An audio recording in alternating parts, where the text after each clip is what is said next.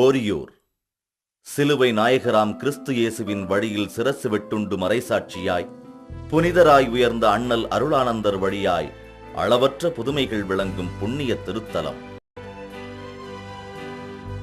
புனித பிரான்சிஸ் சவேரியாரை தன் வாழ்வின் உதாரண புருஷனாய் மனதில் வருத்திக் கொண்டு குருவாகிய ஜான்டி பிரிட்டோ அவரைப் போல பாரத தேசத்தில் பணிபுரிய ஆவல் கொண்டு தமிழகம் வந்து தங்கத் தமிழ் பயின்று அருளானந்தராய் அளப்பெரிய ஆர்வத்துடன் கிறிஸ்துவின் பால் பல்லாயிரம் உள்ளங்களை திருமுழுக்கு தந்து திசை திருப்பியவர்.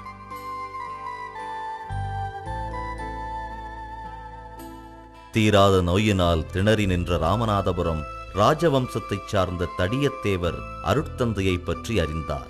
அன்பர் அருளானந்தரின் சீடர் மூலம் பூரண நலம் பெற்றார். அருளானந்தர் சுவாமிகளின் வழிகாட்டுதலுடன் கிறிஸ்துவம் தழுவினார். ஒருவனுக்கு ஒருத்தி என்ற கோட்பாட்டின்படி தன் முதல் மனைவியை மட்டும் தாரமாக ஏற்றுக்கொண்டு மற்ற 4 மனைவியரை விலக்கினார் தடியத்தேவர். அதனால் 5ஆம் மனைவி அழுது புலம்பி முறையிட்டாள் ரங்கநாத சேதுபதியிடம். இதற்கு காரணமான கிறிஸ்தவ பாதிரி அருளானந்தரை உடல் சிரச்சேதம் செய்க என சேதுபதி ஓரியூர் கோட்டையிலிருந்து தன் தம்பி உதயத்தேவனுக்கு ஆணையிட அருளானந்தருக்கு ஓரியூர் திட்டை கல்வாரியானது. 4/2/1693 அன்று தொடர் சித்திரவதைகளுக்கு பின் மணல் திட்டின் மீது தூயவரின் தலை துண்டிக்கப்பட்டது. துண்டிக்கப்பட்ட உடல் கழுமரம் ஏற்றப்பட்டது. வேதத்திற்கு சாட்சியாய் வேத சாட்சியாய் அன்பர் அருளானந்தர் தலை வெட்டுண்ட இடத்தில் தலை நிமிர்ந்து நிற்கிறது. கிபி 1734ஆம் ஆண்டு கட்டப்பட்டது இவ்வாலயம்.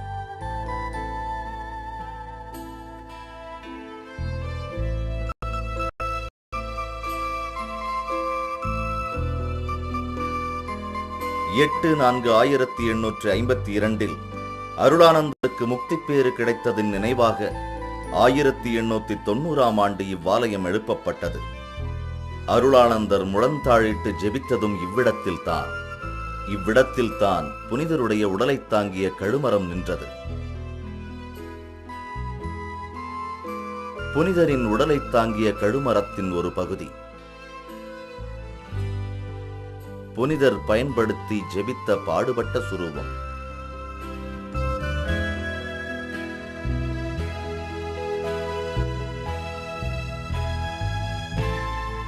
இந்த புனித மண்ணை பூசிக்கொண்டதால் வைத்தியர்கள் கைவிட்ட தீராத நோய்பிணி தீர்ந்து போக நன்றிக்கடனால் கோவில் கட்டிட பணிக்கு தலையில் செங்கல் சுமந்திருக்கிறார் சேதுபதி மன்னரின் மைத்துனர். 1947ஆம் ஆண்டு ஜூன் திங்கள் 22ஆம் நாள் அருளானந்தர் புனிதர் பட்டம் பெற்றதின் நினைவாக 1960ஆம் ஆண்டு ஜூன் திங்கள் 20ஆம் தேதி அர்ச்சிக்கப்பட்டது அழகு மிளிரும் இப்புனித அருளானந்தர் ஆலயம்.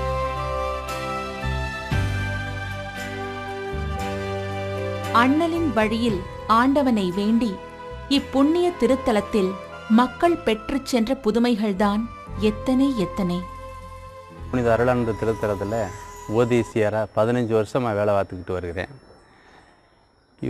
இங்கே ஒரு 15 வருஷத்துக்கு முன்னால் அறந்தாங்கி பக்கத்திலிருந்து ஒருத்தர் ஒரு வெள்ளாட்டை இங்கே கொண்டு வந்தார். அந்த ஆட்டுக்கு 3 கொம்பு முளைத்திருந்தது. ஏயா 3 கொம்பு முளைச்சிருக்க, எப்படி என்ன காரணம் என்று அவர்கிட்ட விசாரித்தான். ஆனால் அவர் அருளானந்தருக்கு நேர்த்தி கடன் செலுத்தி இந்த ஆட்டை நேர்ந்து விட்டுருக்காரு. சில ஆட்கள் இந்த கிடாயை விலைக்கு கேட்டிருக்காங்க. அவர் கொடுக்கவில்லை. நான் அருளானந்தருக்கு நேர்ந்த கிடாயா நான் விலைக்கு விற்கக்கூடாது அப்படின்னு அவர் சொல்லியிருக்காரு. ஆனால் அவர் கேட்கலை, மீறியும் கேட்டிருக்காரு. இவர் கொடுக்காதனால கோபத்தால் என்னையும் அருளானந்தர் கிடாயின்னா என்ன 3 கொம்பாக முளைக்கும் அப்படின்னு கிண்டலாக சொல்லியிருக்காங்க, ஏளனமாக பேசியிருக்காங்க. அது குறிப்பிட்ட காலத்திலே 3 கொம்பு முளைச்சிருச்சு. அந்த 3 கொம்பு முளைத்த அந்த கிடாயை இந்த கோயிலுக்கு கொண்டுட்டு வந்ததை நான் நேரிலேயே பார்த்தேன்.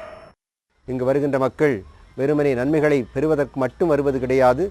மாறாக இந்த இடத்திலே புனிதர் விசுவாசத்திற்காக வீரத்தோடு சாட்சி பகர்வது போல தங்களுடைய வாழ்க்கையிலும் சாட்சி பகர வேண்டும் என்று பல குருக்கள், பல துறவிகள், குறிப்பாக வட இந்தியாவிலே தற்சமயம் துன்பப்பட்டு கொண்டிருக்கிற எத்தனையோ கன்னியர்களும் குருக்களும் இங்கு வந்து சக்தி பெற்று செல்கின்றார்கள்.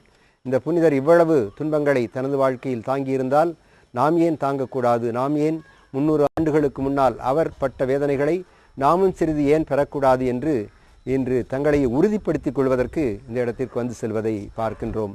எனவே இந்த திருத்தலமானது விசுவாசத்தை வளர்க்கின்ற திருத்தலமாகவும் மக்களுக்கு நலன் பொழிகின்ற திருத்தலமாகவும் விளங்கி கொண்டிருக்கிறது.